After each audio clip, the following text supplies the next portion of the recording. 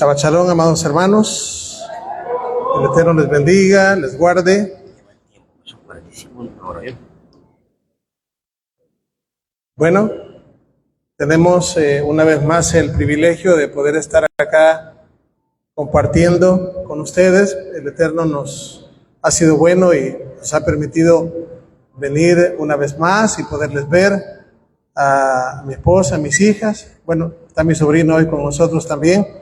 Así que nos sentimos contentos de volverles a ver y pues compartir la palabra de nuestro Padre Eterno. Así que le damos gracias también a nuestro Roy, ¿verdad? Por ese recibimiento y este tiempo también que nos da para que podamos hablar un poquito de lo que es la parashá que hemos estudiado a través o a lo largo de lo que es la semana, ¿verdad? Porque cada día hay una aliyá que estudiar y bueno, realmente hay muchísimo que aprender. Así que, bueno, yo voy a hacerles voy a hablarles acerca de el Mesías y obviamente pues vamos a tocar la parashá. De hecho, pues tenemos Génesis 44,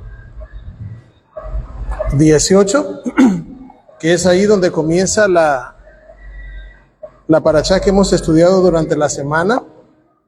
Y la parashá pues lleva como título Vaigash, que pues significa se acercó, así, se acercó. Pero, ¿qué más hay detrás de todo esto? Hace un momento compartíamos con los varones, el hermano Rizo y los demás hermanos, compartíamos una porción de la parashá, y yo les mencionaba que hay, es decir, cuando uno estudia las escrituras hay una parte que es la parte que uno conoce y la parte que cualquier persona que lee la Biblia puede entender, y es la parte histórica. De ahí sacan películas y todo, o sea, histórica, lo que la historia va diciendo. Pero hay dos cosas que son muy importantes. Es decir, no solamente la historia, sino la parte profética, y tiene que ver con la parte práctica.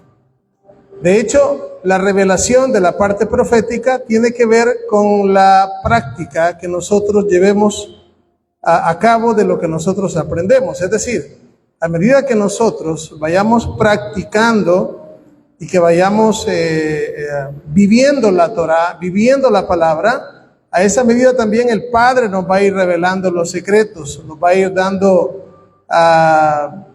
vamos a ir profundizando más. ¿Por qué? Porque el Padre, si hay una de las cosas que anhela de nosotros, es que cada uno seamos humildes, que seamos sencillos. La palabra misma dice que al humilde le da gracia, pero al que es orgulloso, al que es altivo, ¿qué sucede? Dice que lo mira de lejos. Entonces, cuando ponemos debajo de nuestros pies esas obras de la carne, esa soberbia que muchas veces tenemos, esas cosas que nos alejan de ser una luz en medio de las naciones, pues obviamente la parte que es profética, lo secreto que está dentro de la palabra no va a venir a nosotros. Así de sencillo. ¿Por qué?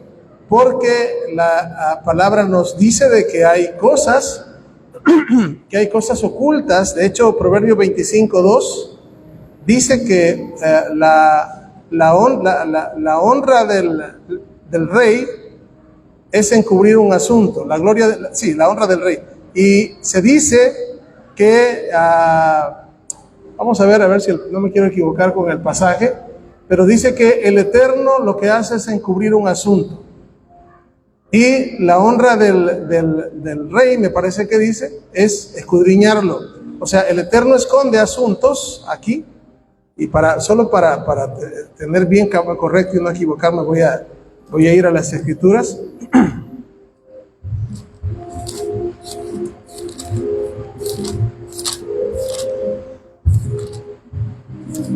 Dice 25:2, dice, gloria de Elohim es encubrir un asunto, pero la honra del rey es escudriñarlo. Entonces, ¿qué quiere decir eso? De que las escrituras están llenas de secretos. ¿Secretos? Sí, secretos. ¿Para quién son esos secretos? Devarim 29:29. Devarim, sí, dice ahí que hay secretos que pertenecen al Eterno, pero lo revelado, se le dijo a nuestros padres, es para vosotros y para vuestros hijos, a fin de que pongan por obra toda esta Torah, toda la ley, la Torah de Moisés, mi siervo. Y también hay un pasaje que es muy conocido por todos nosotros, que dice, clama a mí y yo te responderé, y te enseñaré ¿qué cosa? Cosas grandes y ocultas que tú no conoces. Y esto me lleva, fíjense bien, a acordarme de un evento que tuvo lugar una vez el Mesías resucitó, y es cuando el Mesías se encontró con unos discípulos que iban camino a Emaús, ¿se acuerdan? Iban camino a Emaús. Y pues dice que les abría las escrituras y les decía, oiga bien, les decía lo que de él estaba escrito, comenzando por la ley de Moisés, la Torá, por los profetas y luego por los salmos, los demás escritos. Y pues ellos iban después cuando el Mesías se les deja, es decir, estaba vedado a ellos, pero el Mesías después, cuando desaparece, ellos decían, bueno, con razón ardía nuestro corazón cuando escuchábamos que Él nos hablaba de lo que las Escrituras dicen de Él. Por ahí se encontró Felipe con Natanael y le dice Felipe a Natanael, hemos encontrado a aquel de quien escribió Moisés. ¿Se recuerdan? A aquel de quien escribió Moisés en la Torá y en los profetas. El Mesías, Yeshua, también, en el libro de Juan 5:46 en adelante, allí dice, si ustedes no le creen a Moisés, no me creen a mí, porque de mí escribió ¿quién? Él. ¿Quién es él? Moisés. Entonces, ¿qué es lo que estamos acá estudiando cada vez que estudiamos la Parashá? Bueno, estudiamos de forma profética también acerca del Mesías, aquel profeta que Moisés dijo, profeta como yo, levantará el Eterno en medio de las naciones. También el Eterno lo afirmó y dijo, profeta como tú voy a levantar en medio de las naciones. Y es por esta razón que una de las cosas más importantes de la Torá es encontrar al Mesías dentro de la Torá. Encontramos profecías acerca de Israel, encontramos profecías de lo que va a suceder en el futuro, tanto de la primera y de la segunda venida del Mesías, y esta, vamos a decir, esta porción que nos tocó estudiar esta semana no es la excepción.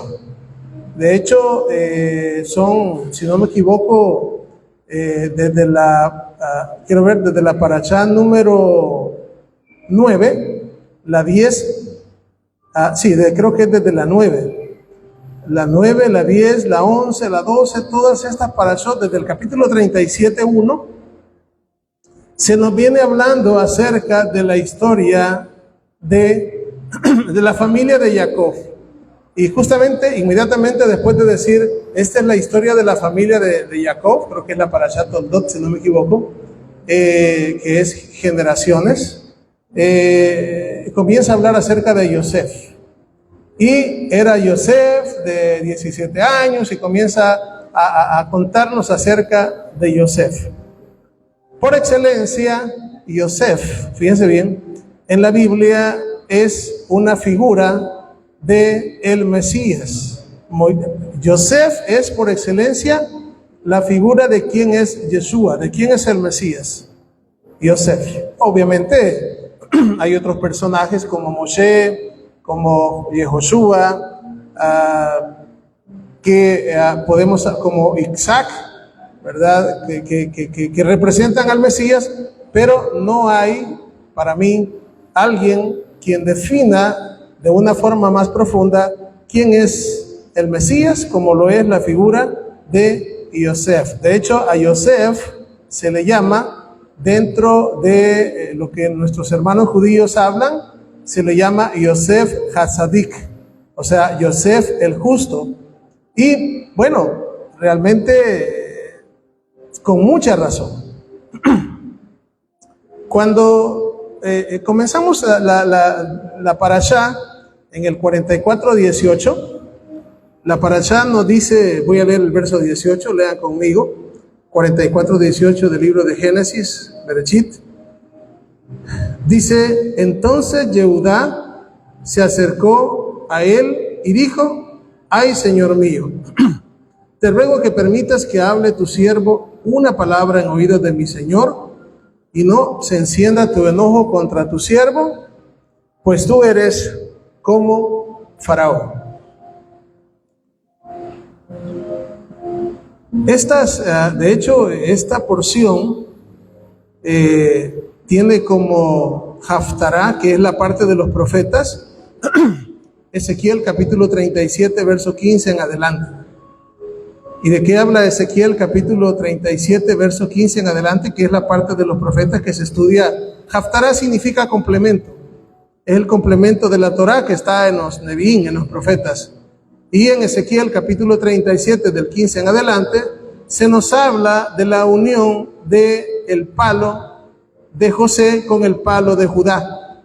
Allí en el capítulo 37, en los primeros pasajes se habla de los huesos secos, y en la segunda parte se habla de, el Eterno le dice al profeta, toma un palo y escribe en él para Judá, para los hijos de Israel y sus compañeros, y le dice, toma un palo para José, palo de Efraín y para toda la casa de Israel.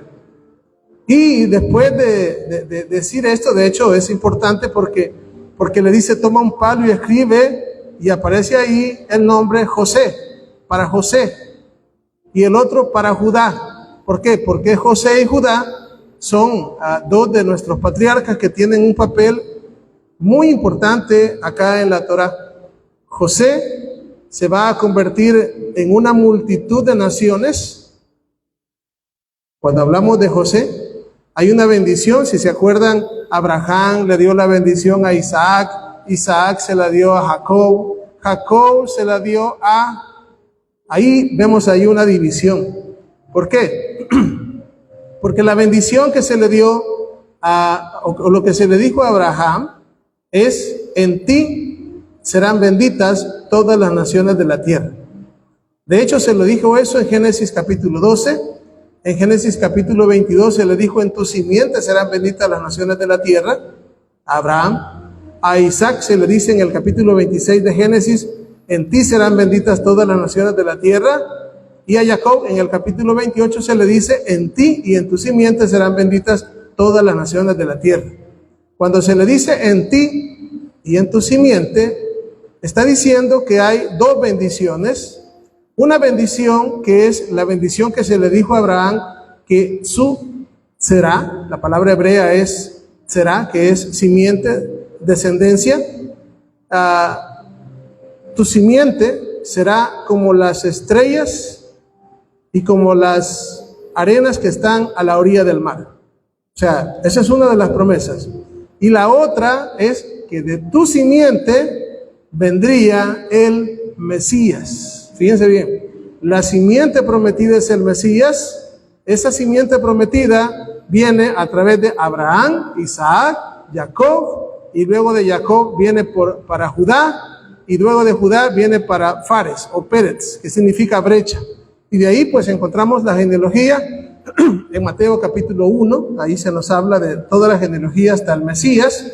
Gálatas capítulo 3, verso 16 nos dice lo que estoy diciendo yo ahorita. Y la otra, vamos a decir, la otra promesa que venía allí, o la otra bendición que venía en esa promesa, es que los hijos de Abraham se iban a convertir en una cantidad que no se iba a poder contar por la multitud. Esa bendición que no se iba a contar por la multitud viaja a Abraham, a Isaac, a Jacob, y luego de Jacob se va para Yosef. Yosef ahí tiene a sus dos hijos, Manasés y Efraín, y pues ahí cambia las manos. ¿Se acuerdan de ese capítulo? El capítulo, si no me equivoco, 47 de Génesis. Y hay un momento donde pues Yosef no entiende lo que está pasando. Jacob sí entiende porque es una revelación divina, y pone las manos en aparente como que se equivocó. Pero Yosef, aunque Yosef creía que se había equivocado, él le dice, eso está en Génesis 48, 19, lo sé, hijo mío, lo sé. O sea, tranquilo, no, sí, tengo mis años y ya no puedo ver, pero esto es revelación de arriba. Él será grande, hablando de Manasés, pero su hermano menor, que es Efraín, será más grande que él, y de su posteridad vendrá una plenitud de gentiles, o una multitud de pueblos. De hecho, en todo el Antiguo Testamento la palabra gentiles no se encuentra en la Biblia. De hecho, eso viene ya a entender por qué hay una teología del reemplazo, porque la palabra gentiles se encuentra muchas veces en el Nuevo Testamento, en el Nuevo Pacto, pero en el Antiguo no se encuentra una sola vez, pero es la misma palabra, gentes, naciones y pueblos. Pero eso es por las traducciones. Eso es como hablar de la palabra fe, que la vamos a encontrar un montón de veces en el Nuevo Pacto, y en el Antiguo Pacto apenas una vez allá en el libro de Habacuc. Y no es porque no había fe, sino que se tradujo de manera diferente. Entonces, lo que venimos viendo acá es de que Yosef, fíjense bien, en la Biblia es una figura de quién es el Mesías. ¿De quién es el Mesías? ¿De quién va a ser ese, vamos a decir, ese Mesías que ha de venir? Y acá, fíjense bien, cuando dice, entonces Yehudá se acercó a él y comienza a interceder Yehudá. Fíjense bien, Yehudá, hay un cambio en él, hay un cambio, porque antes dijo, vendamos a nuestro hermano, y ahora está poniendo su vida por su hermano. O sea, ha habido un cambio radical. Y todo esto lo está viendo también, lo está viendo Yosef. Yosef está viendo todas las cosas. Desde el momento en que puso el dinero en los sacos y vio que lo regresaron, dijo, no, las cosas están cambiando, ¿verdad? Hay un cambio. Pero para saber si hay cambios hay que probarlos. Si no hay pruebas, no se sabe. Hay que probar para ver si los cambios existen o seguimos iguales. Pues justamente desde el capítulo 37, cuando se nos comienza a hablar de la vida de Yosef, hay una serie de cosas que suceden, y me voy a ir un poquito atrás para más o menos darme a entender en el tema que quiero, o el mensaje que quiero dar. Con Yosef encontramos, por ejemplo, que Yosef es, en la Biblia, es llamado el hijo preferido de Jacob. Yosef es el hijo amado, ¿se acuerdan? Ese es el hijo amado. No significa que los demás hermanos Jacob no los quería, pero sí era el hijo amado. Lo mismo sucede con el Mesías. Nuestro Mesías es el hijo de Dios, el hijo de Elohim. Nosotros somos llamados también, en el libro de Juan, 1 de Juan 3:1, dice, mirad cuál amor nos ha dado el Padre, que seamos llamados hijos de Elohim, hijos de Dios. Somos hijos de Elohim, y el Mesías también es hijo de Elohim, pero él es el hijo amado. Esa es la diferencia, porque por él tenemos entrada a la redención. Por eso es que allá cuando el Mesías hizo el bautismo o la tevilá, dice que se oyó una voz del cielo que decía, este es mi hijo amado en quien tengo, ¿qué cosa? Complacencia. ¿Qué fue lo que sucedió después? Bueno, dice que Yosef fue enviado por su padre a ver a sus hermanos. Y muy similar a la parábola, hay una parábola donde son enviados los obreros, ¿se acuerdan? A ver la viña, y vino el padre de familia y dijo, voy a enviar a mi hijo, ¿verdad? A ver si lo respetarán, pero los de la viña que hicieron, lo mataron. Entonces, lo que pasó es de que nuestro amado Mesías, o más bien dicho, en este caso Yosef, llega donde están sus hermanos, pero sus hermanos están tramando deshacerse de él. Los hermanos quieren deshacerse de él, y pues por ahí, ¿verdad? Llega y lo quieren matar. Por ahí aparece Rubén, y Rubén pues sí, ¿verdad? Dice, no lo matemos porque es nuestro hermano, o sea, es nuestra sangre. Mejor echémoslo a una cisterna. Pero, pues, por cosas de la vida, Rubén desaparece. Y cuando aparece ya han vendido a Yosef. El punto es de que por ahí, ¿verdad? Estando en el sepulcro, o estando les digo sepulcro porque esa palabra cisterna en la Torah dice que lo echaron en una cisterna. Esa cisterna en el hebreo es la palabra bor, cisterna, bor, que es la misma palabra que vamos a encontrar más adelante, que se traduce en la Biblia como cárcel, porque Yosef estuvo en la cisterna y lo sacaron, como también estuvo en la cárcel y también fue sacado, lo cual representa la muerte y resurrección del Mesías. La primera vez fue en la tierra de Canaán, en la tierra prometida, y la segunda vez fue en Egipto, lo cual representa la redención de Israel y de las naciones, porque de ambos lugares fue sacado. Luego después, la Escritura nos cuenta que fue vendido allá a Potifar. A la mujer de Potifar, pues quiere, ¿verdad?, engañarlo, pero no cede ante la tentación. El Mesías también fue puesto a prueba en el desierto y tampoco cedió ante la tentación. Luego, después de ello, pues, ¿qué nos cuenta la Escritura de Yosef? Fue a parar a la cárcel por un crimen que no cometió, es decir, injustamente fue a parar a la cárcel.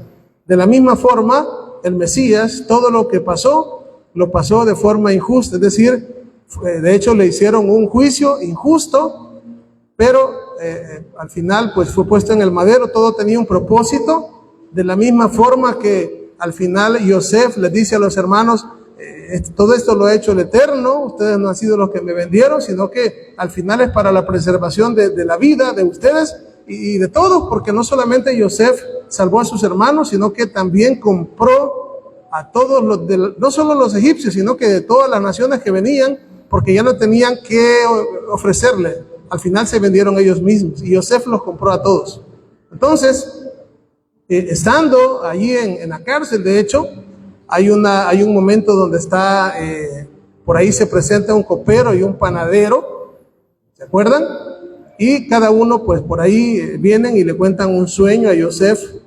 Y Yosef le dice lo que va a pasar. Sucede de que al copero, bueno, el panadero va a morir y el copero va a volver ¿a dónde? Va a volver a su puesto. Va a volver a su puesto. En otras palabras, de los dos que están ahí en la cárcel, uno vive y otro muere. Cuando el Mesías estuvo en el madero también habían dos, uno a la izquierda y el otro a la derecha. A uno se le prometió la vida eterna y al otro no.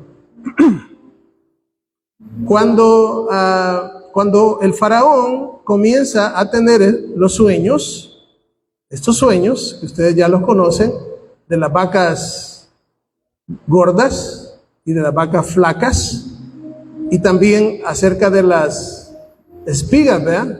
Espigas que eran menudas y otras espigas que eran hermosas. Y vemos en los sueños que hay una cosa sobrenatural ahí. Hay una cosa bien sobrenatural. Y es porque uno dice, bueno,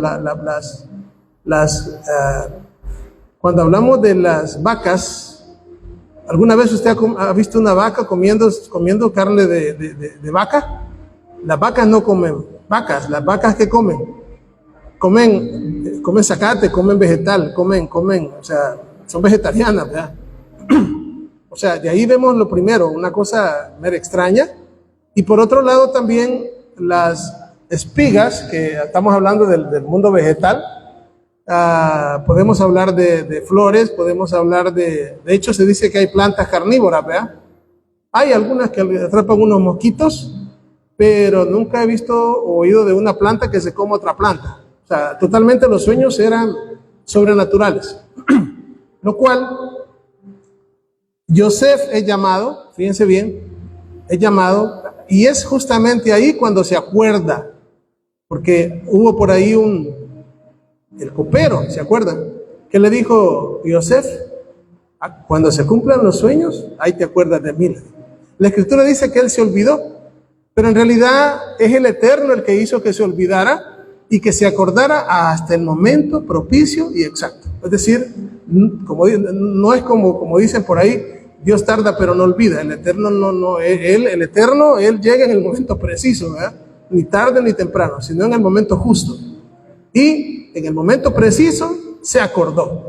¿Cuándo? Cuando Faraón pues tuvo sus sueños y no había nadie. Entonces él se acordó, hay un varón, ¿verdad?, que nos dijo esto y esto. ¿Qué hicieron con Yosef? Lo mandaron a traer.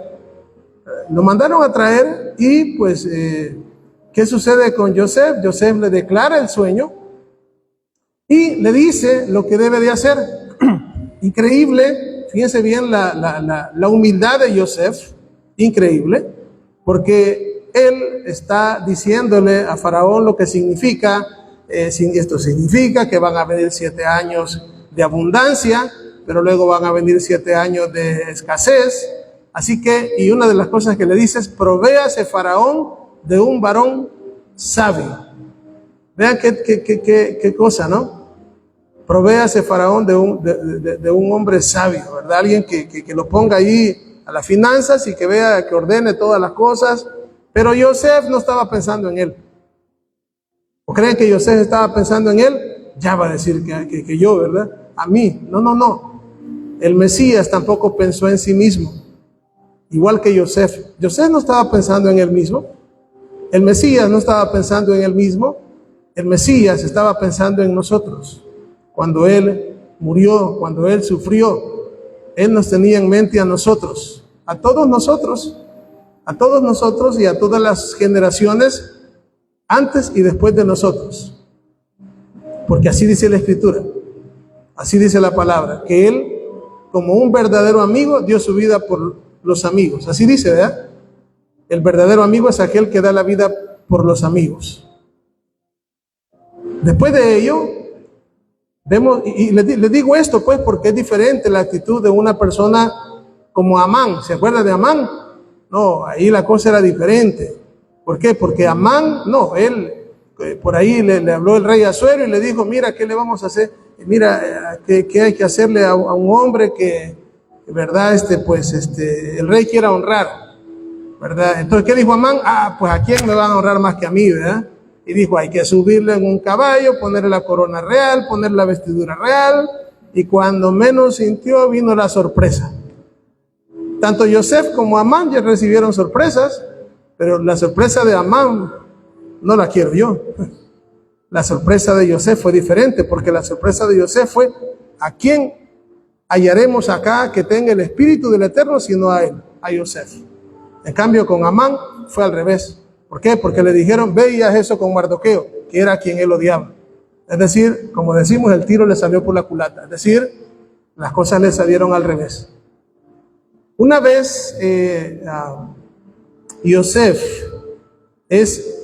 vamos a decir, le dice Faraón, ¿a quién hallaremos sino a ti?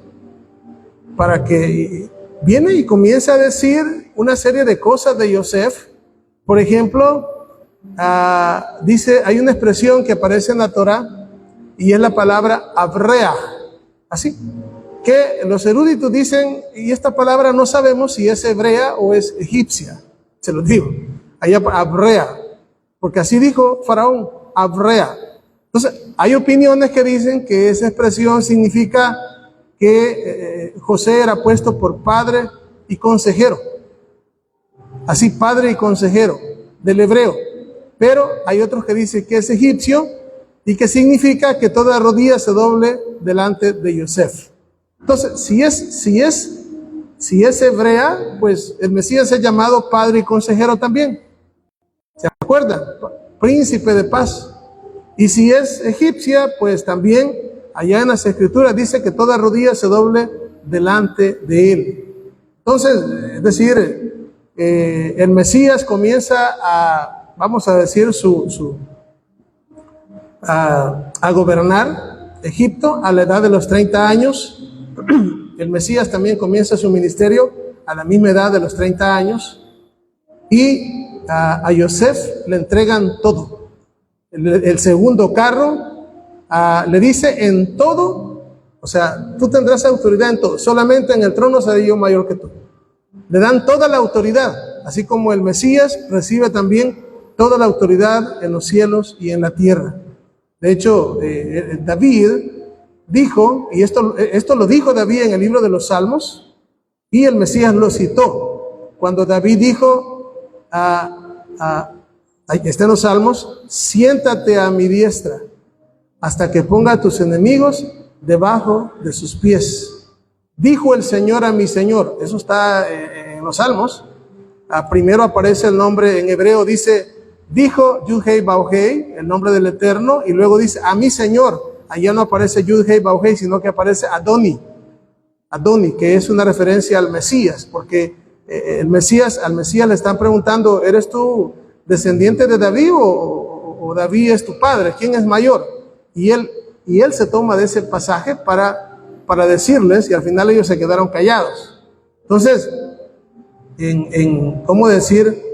En todo lo que venimos viendo acá, llegamos, por ejemplo, a la parashá anterior, donde pues vemos acá que se habla de la copa de Yosef. Yosef esconde la copa en su hermano, en Benjamín, que también todo eso hay cosas proféticas ahí bien bonitas que ya no me alcanzaría el tiempo para mencionarles, pero quería mencionarles otra, más bien dicho, otra sombra profética, y es que cuando los hermanos de Yosef llegaron a Egipto,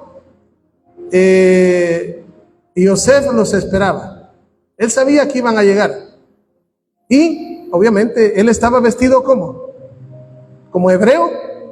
No, él estaba vestido como un faraón. De hecho, su nombre era Sanacpanea, así como el nombre de él era Yosef, un nombre hebreo, y luego Sanacpanea también en las naciones se le cambió el nombre al Mesías. De hecho, ambas casas le cambiaron el nombre, ambas casas, casa de Israel en medio de las naciones le dice Jesús, y casa de Judá le dice Yeshua. Es decir, al final, y estamos en esos tiempos donde va a haber una revelación, y está comenzando esa revelación, donde de la misma forma que Yosef se reveló a sus hermanos, también el Mesías se está revelando a sus hermanos. Acuérdense y esto es, ¿a quién se reveló Yosef? ¿Qué dijo de todos los egipcios? Salgan. ¿Y solamente quién quedó? Yosef y sus hermanos. Solamente ellos quedaron. Lo mismo para este tiempo. El Mesías se está revelando a sus hermanos. Cuando Yeshua resucitó de los muertos, no fue a presentarse a Pilato, no fue a presentarse allá a Herodes, no fue a presentarse a los líderes, a los otros. No. Él se reveló a los que le amaban, a las mujeres que lo seguían, a los hombres también que le amaban. A ellos se reveló. Y lo mismo también el Mesías en estos tiempos. Está comenzando a revelarse de la misma forma que sucedió aquí. Acá en esta porción encontramos cómo Yosef, en el capítulo 45, les dice, vean en el 45, verso 3, verso 2, dice, entonces se dio a llorar a gritos, y oyeron los egipcios, y oyó también la casa de Faraón. Y dijo Yosef a sus hermanos, ¿qué dijo? Ani Yosef. En el hebreo dice así, Ani Yosef. Yo soy Yosef. ¿Vive aún mi padre? Y sus hermanos no pudieron responderle, porque estaban turbados delante de él. 4. Entonces dijo Yosef a sus hermanos, acercaos ahora a mí. Y ellos se acercaron, y él dijo, yo soy, ¿qué cosa? Yo soy Yosef, vuestro hermano, el que vendisteis para Egipto. Ahora pues no os entristezcáis, ni os pese haberme vendido acá, porque ¿para qué dice? Para preservación de vida me envió Dios el Eterno delante de vosotros. Pues ya, verso 6, ha habido 2 años de hambre en medio de la tierra, aún quedan 5 años en los cuales ni habrá arada ni siega, y el Eterno me envió delante de vosotros para preservaros posteridad sobre la tierra y para daros vida por medio de gran liberación. Vea, ¿qué es lo que hace Yosef? Al final se revela ante sus hermanos, y les dice de que todo ha sucedido no porque ellos lo hayan querido, sino que es el Eterno el que ha venido manejando y controlando todos los eventos. Así, todos los eventos. Lo que los sueños de Yosef, ¿se acuerdan? Por los cuales los hermanos dijeron, vendámoslo a ver qué será de sus sueños. Pues justamente al venderlo estaban contribuyendo a que su sueño se hiciera una realidad. ¿Sí? Por esta razón, fíjense bien, cuando hablamos de el Mesías y hablamos de Yosef Hasadik, no estamos hablando de un tema cristiano, estamos hablando de un tema judío. El Mashiach ben Yosef. El Mashiach ben Yosef. De hecho, hay un tema también, aparte, digamos, de la Biblia, hay un tema solo con los escritos antiguos de Israel, en la tradición oral, donde se habla mucho acerca del Mashiach ben Yosef, y hay muchísimas cosas que lo dejan a uno así como que pensando un montón. Cuando vemos acá toda esta situación, nos decimos, bueno, entonces toda la historia de Yosef es la historia de Yeshua. Sí, por supuesto. Por esta razón, vuelvo y repito lo que Yeshua dijo. Yeshua lo dijo: si le creen a Moisés, me creerían a mí. Porque ¿de quién escribió Moisés? ¿De quién? De Yeshua. Así que aquí está hablando del Mashiach, aquí está hablando de Yosef. No hay ninguna coincidencia de que su padre acá abajo se llamaba también Yosef. Así se llamaba, Yosef. Por esta razón, cuando lo llamaban a la lectura de la Torá, porque ya desde los tiempos antiguos se leía la Torá y la Haftará, y encontramos una Haftará, de hecho, en el libro de Isaías, capítulo 61, verso 1, donde el Mesías dice que lo llaman a leer el rollo y él dice: el Espíritu del Eterno está sobre mí, tal vez se acuerda. Así que tuvieron que haberle llamado Yeshua ben Yosef, o el hijo de Yosef. No por, ahora, como les digo, no es Yosef como, no es el Mashiach ben Yosef como el padre, sino que es Yosef acá el que vendieron a Egipto. De hecho, me faltaron varias cosas, les digo, varias cosas acá, que tomando el texto así un poco más detalladamente, vamos a encontrar, como por ejemplo el hecho de que fue vendido por 20 monedas de plata y el Mesías fue vendido por 30 monedas de plata. También hay un hecho también que se destaca, y es el hecho de que se vendió varias veces. Si nosotros leemos detenidamente cuando fue vendido Yosef, uno ve que vienen los madianitas y después se habla de los, no me recuerdo si los Moab, hay dos grupos que se mencionan ahí, los madianitas y los ¿quién se acuerda de los otros? Y los ismaelitas, que al fin, bueno, ¿quiénes los sacaron? Si uno lee el texto, dice, ¿quiénes los sacaron? Los sacaron los hermanos, se lo vendieron a los ismaelitas, parece que los ismaelitas se lo vendieron a los madianitas, y al final son los ismaelitas los que terminan vendiéndolo allá a Potifar. Es decir, se hizo un comercio del Mesías. Lo mismo también pasó con el Mesías, o sigue pasando, que para muchos el Mesías es comercio. Es decir, lo utilizan para ganancias. Y cuando, o sea, es decir, se vende todo, y hay lugares, inclusive, ustedes saben, allá en Israel, donde aquí cayó, dicen, aquí cayó él, aquí dicen que no sé cuántas caídas, cosas que hay, inventos. Aquí se cayó con la cruz, aquí, así que si usted quiere pasar ahí a tocar, vale tanto. Si usted quiere, aquí nació, y está una iglesia de la Natividad, entonces por ir a tocar ahí tiene que pagar tanto. O sea, todo así, o sea, una locura, de verdad. Todo eso, pues obviamente son cosas que se inventaron al final para sacarle lucro y realmente pues son cosas que pasaron. Sin embargo, cuando hablamos de la palabra viva del Eterno, nos enseña que realmente nosotros debemos de entender y comprender lo que aquí se nos está enseñando para conocer inclusive quién era el Mesías, ¿verdad? Porque, o sea, es decir, hay más aspectos todavía, es decir, de Yosef, aspectos como, por ejemplo, ustedes se recuerdan que algo que hizo Yosef fue poner a sus hermanos en el orden del nacimiento. Los puso en el orden del nacimiento, así. Ellos estaban perplejos porque no sabían por qué estaba pasando eso. Pero más adelante, y con esto termino, en el libro de Levítico, cuando se habla del sumo sacerdote, del Cohen Hagadol, se dice que él tenía 2 piedras de ónice en sus hombreras, en la izquierda y en la derecha, y esas piedras de ónice estaban escritos los 12 nombres de las tribus de Israel, aquí y aquí.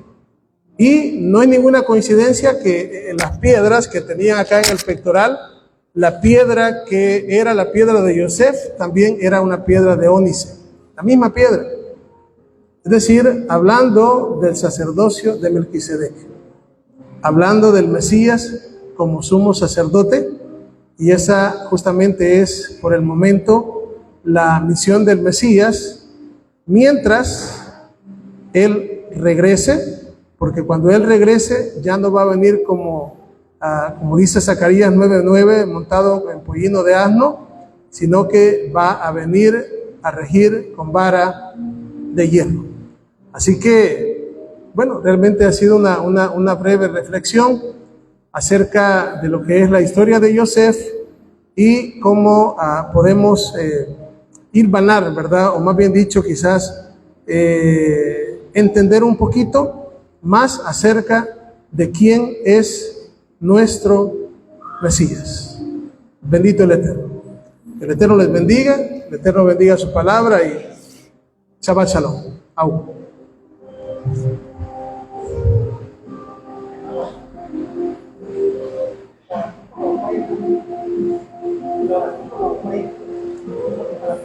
Okay. Bueno, vamos a hacer la oración por la ofrenda. Así que, bueno, vamos a orar. Bendito eres tú, Adonai Elohim nuestro, Rey del universo, Elohim de Abraham, Elohim de Isaac y Elohim de Jacob. En esta hora, Padre, oramos por las ofrendas, oramos por esas primicias, por eso que cada uno ha apartado, no para sembrar, porque así no dice la palabra, sino la palabra nos enseña que debemos de trabajar y luego pues todo lo que emprendamos, dice la palabra, vamos a tener éxito. Así que pues que esa ofrenda, Padre, pueda servir para que pues la palabra sea llevada, para que la palabra pueda conocerse más, para que la palabra del Eterno pueda llegar a más almas, porque estamos en los tiempos donde la voz de nuestro amado Mesías está oyéndose con mucha más fuerza en todas las naciones. Gracias, Padre, gracias por su inmensa misericordia y por su gran amor con que nos amó. Elevamos esta oración y esta bendición en el precioso nombre de nuestro amado Mesías, Yeshua, y decimos amén.